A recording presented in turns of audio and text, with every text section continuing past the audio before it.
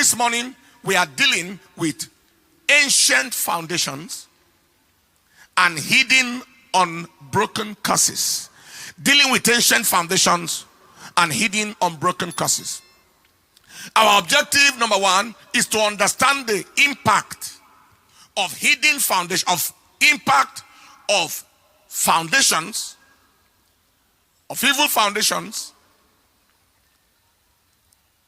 and hidden unbroken curses on lives and destinies. Understanding the impact of hidden foundations, the impact of evil foundations on and hidden unbroken curses on lives and destinies. That's our first objective. Our second objective is to understand what it takes to relay foundations and reverse unbroken curses. What does it take to relay foundations and reverse hidden unbroken curses? First, we are understanding the impact of foundation and hidden unbroken curses on lives and destinies. And second, we want to understand what it takes to relay foundations and to reverse hidden and unbroken curses.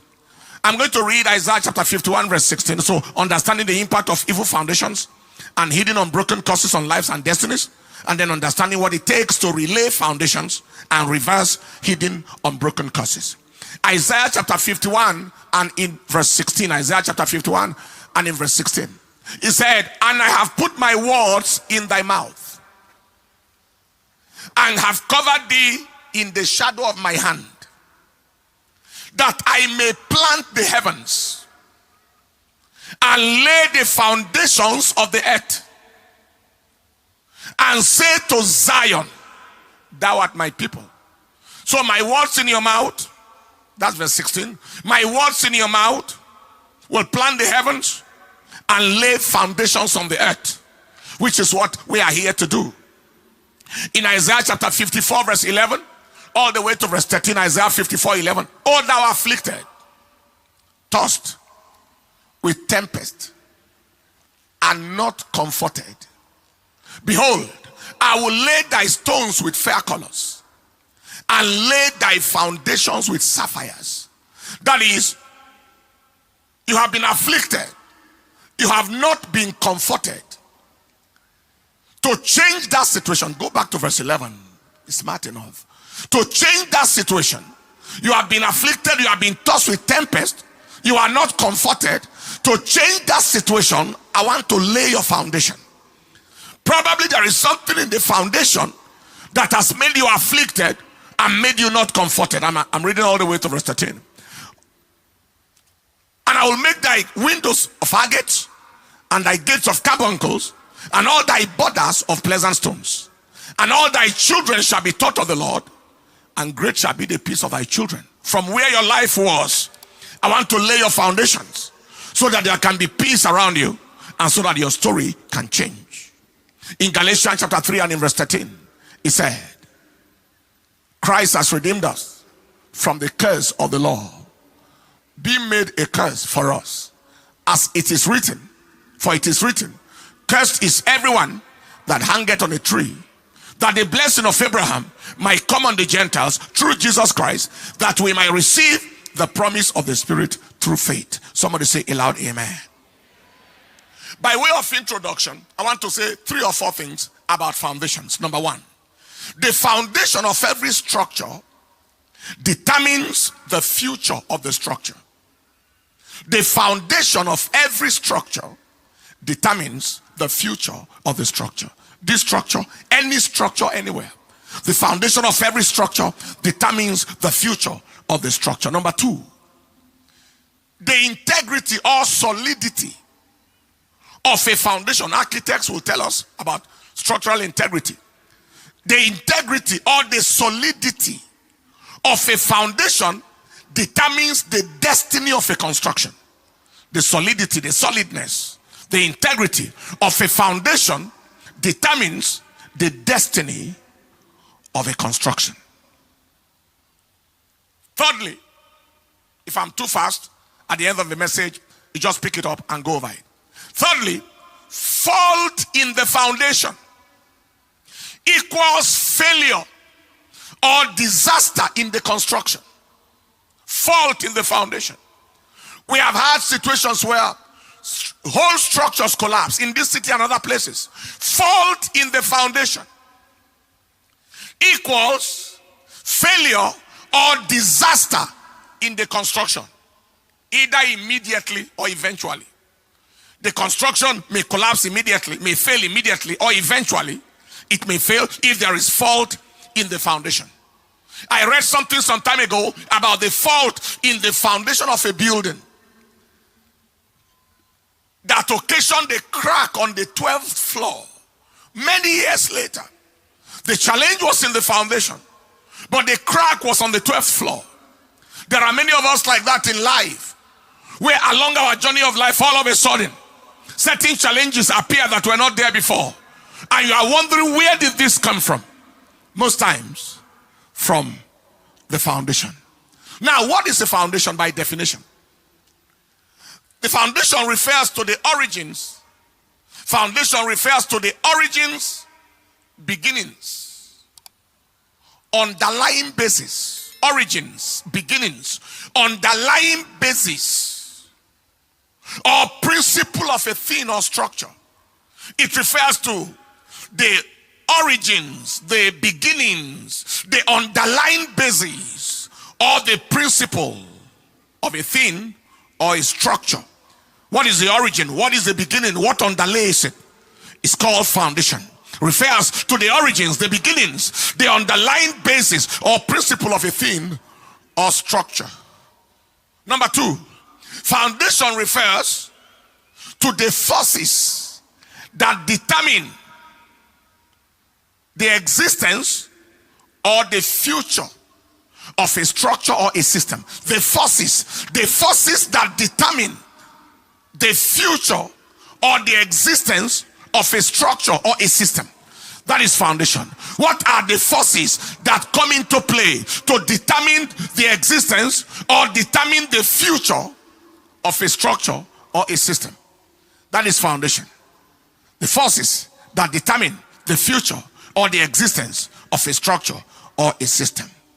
Now, for a family, when we talk about foundation, we are talking about the forces that determine the future or the very existence of a family. In a family context, what are the forces that determine the future of that family? What are the forces determining the very existence of that family? That's what we refer to as foundation. Also, we are talking about the forces that determine the quality of life in that family. The quality of life in that family. The quality of existence in that family. Am I communicating at all? You see a family of people that never get married, or get married, the marriage fails. Or a family of people that rise to a level, but they must crash. Or a family of people that will never live to a certain age. The foundation is determining the quality of life or the very existence in the family. Now, when it comes to evil foundations, we are talking about evil foundations are negative forces. Am I communicating at all? Am I too fast for you? I have so much to say this morning, so I'm rushing a bit. Evil foundations are evil or negative forces at the origins or beginnings of families. Evil foundations are evil or negative forces at the beginnings or origins of families that occasion negative events in the future life of that family. Again, evil foundations are evil or negative forces at the origins, at the beginnings of families, and this occasion negative or evil events in the future life of that family. Those are evil foundations. They occasion negative events, negative forces at the origins or the beginnings of families that occasion negative events in the future life of that family. And these are usually the products of demonic covenants and transactions. These evil foundations are usually the products of demonic covenants and transactions. And I stand here by the mantle that is apostolic and prophetic to announce today, every evil foundation of your life and your family that has been negatively affecting your destiny, this morning they shall collapse. If you are saying amen, shout the loudest amen. Say after me, every evil foundation of my life, of my family, is collapsing today. Let's go. Now, when you talk about curses, because we're talking about evil foundations and hidden unbroken curses, what about curses? Curses are negative decrees, verdicts, or pronouncements. Negative decrees, verdicts, or pronouncements that limit, disempower, or destroy the lives and destinies of his recipients. Again, curses are negative decrees, negative verdicts, negative pronouncements that limit, disempower, or destroy the lives and destinies of his recipients. When we say a curse is at work, it means there is a verdict. It means there has been a decree.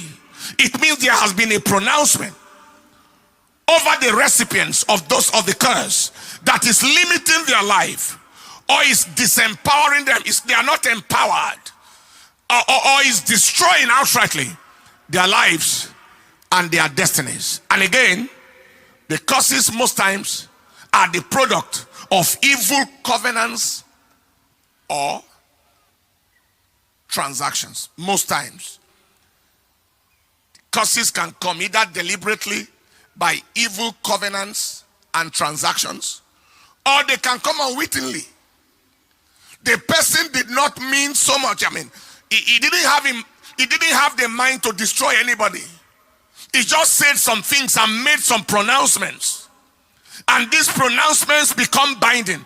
And these are majorly by authority figures, people that are like a father or a spiritual person, somebody that is an authority figure.